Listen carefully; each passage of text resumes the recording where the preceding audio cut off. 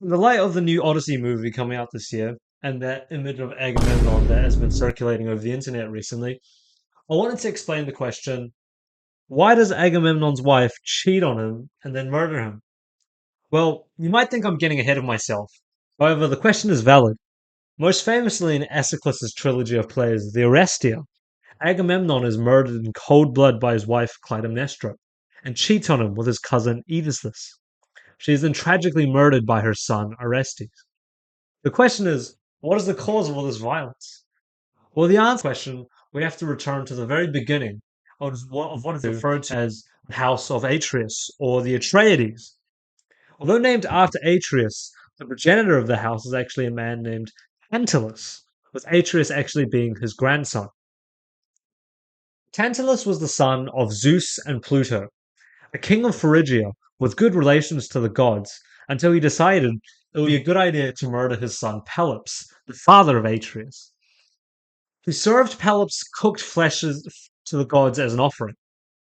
Unlike the other gods who saw the offering and drew back, Demeter ate while distracted by her grief from the abduction of her daughter Persephone and consumed Pelops' left shoulder.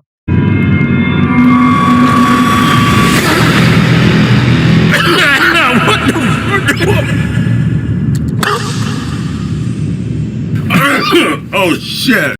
The offering, for obvious reasons, was received poorly by the gods once they found out, and Tantalus was punished for his filicide. His punishment was banishment to Tartarus, where he would be forced to stand in a pool of water with grapes hovering above his head for the rest of eternity. Well, look, initially this seemed quite nice, getting to have a bath all the time, having grapes overhead, but this was far from luxury. The catch was that whenever Tantalus went to drink the water that he lay in, the waters would recede from the grasp of his dried tongue, and whenever his hands would reach up for the grapes, he would realize that they were always ever so slightly out of his grasp. Because of the punishment, he is famous for being the origin of the word tantalize, to torment a person with something that is unattainable. Tantalus, with his crime of filicide, began the family curse on the House of Atreus, with which his progeny would have to pay the severe price of their lives with. After Pelops was murdered as food for the gods, he was reassembled and revived. He eventually courted Hippodamia, the daughter of I'm gonna butcher this, but it's Enamouse, Oenamouse, by proving himself through chariot racing. His children Atreus and Thyestes later on would become indicted in the murder of their half brother Chrysippus, who was to inherit the kingdom, which resulted in them being exiled to Mycenae.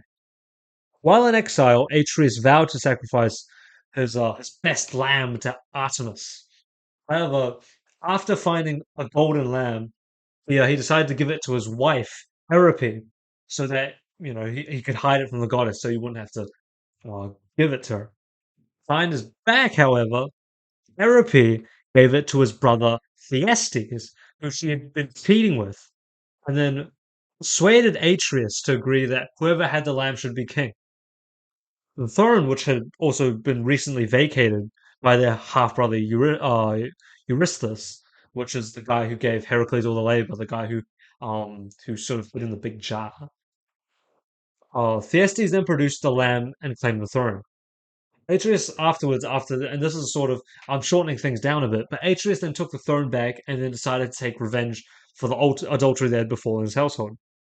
What followed was the famous Thyestian banquet, where Atreus killed Thyestes' sons and then fed their flesh to him. Thyestes, not knowing, unwittingly consumed the food and then was subsequently exiled for his cannibalism. Oh shit! And if you're sensing a pattern here, you're not alone. Uh, eating the children's sort of something that runs in the family. And so Thyestes, feeling helpless after eating his kids, turned to an oracle who advised him, quite disgustingly, to have a son with his daughter Pelopia, who would then grow up to kill Atreus. However, when their son Odysseus was first born, he was abandoned by his mother, ashamed at the child's incestuous birth. He was then taken by a shepherd and then given to Atreus, who raised him as his own son. And so Odysseus then killed Atreus. So after that generation, we go to Agamemnon and Menelaus. So the sons of Atreus and Eripe. So they're obviously the most famous for their respective roles in the Trojan War. Famously covered by Euripides in his play Iphigenia at Aulis, prior to going to war against Troy, Agamemnon angered Artemis because he killed a sacred deer to Artemis and then said that he was a better hunter than she was. Subsequently, Artemis stopped the winds so that Agamemnon's fleet couldn't go to Troy. So afterwards, Agamemnon, not knowing what to do, uh, consulted with a prophet named Calchas, who told him that in order to make do and make up with Artemis, that he would have to sacrifice the most precious thing to him to make up for the deer. And so the prophet then declared that this would basically you would have to sacrifice his firstborn daughter Iphigenia. He sent for her to come, and then after a process of her being reluctant and unconvincing, she eventually accepted the choice and was sacrificed. Clytemnestra tried to stop her, but her words were unheeded. Angered, and so subsequently, we get to why Agamemnon is killed by Clytemnestra, is that after he sacrifices Iphigenia, and this occurs in both Euripides' Electra and Encephalis's the libation bearers. She goes on about how she is the reason for her own adultery was the fact that Agamemnon never cared for the sacrifice of their daughter, who was so precious to her. And so afterwards, we get on to the next generation. So and Agamemnon and Clytemnestra have Electra and Orestes as their children, so brother and sister. And so Orestes with his sister Electra end the curse on the House of Atreus through the murder of their mother Clytemnestra. Orestes is initially exiled by his mother before she executes the plan to execute Agamemnon, whilst Electra is forced to live in the city as a peasant, married to, a low level, just sort of regular, yeah, someone much below her initial status. While initially strangers, they are reunited through the recognition of a lock of hair placed on the grave of Agamemnon. To the reception, Orestes then so they meet up and then they start planning on what to do. Orestes is inspired by Apollo, even though he initially is very scared by the idea of matricide. Even though he knows that he must avenge his father's killers, he is reluctant to kill his mother. And so, with Apollo's sort of encouragement, goes through with his plan and infiltrates the castle with the help of Electra. Orestes then murders Aegisthus, and then, lured by Electra, murders Clytemnestra in cold blood.